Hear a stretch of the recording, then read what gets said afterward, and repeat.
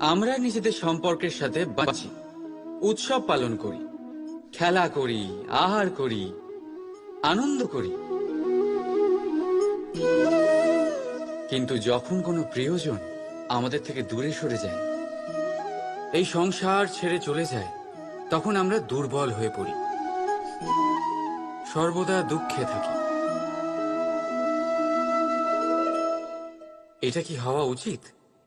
এই প্রকৃতিকে দেখুন, বৃক্ষ পাতার ঝরে যাওয়ার শোক পালন করে না, সে নতুন পাতা জন্মাবার আহ্বান করে। গতকাল আপনি কারো স্থানে এসেছিলেন, আর আগামীকাল আপনার স্থানেও অবশ্যই কেউ আসবে,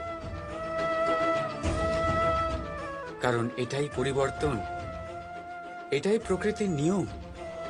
এতে শোক কিসে? যা গেছে সেটার শোক পালন না করে যা পাবেন, অথবা যা আপনার কাছে আছে, সেটা উপভোগ করুন। রাধা রাধা।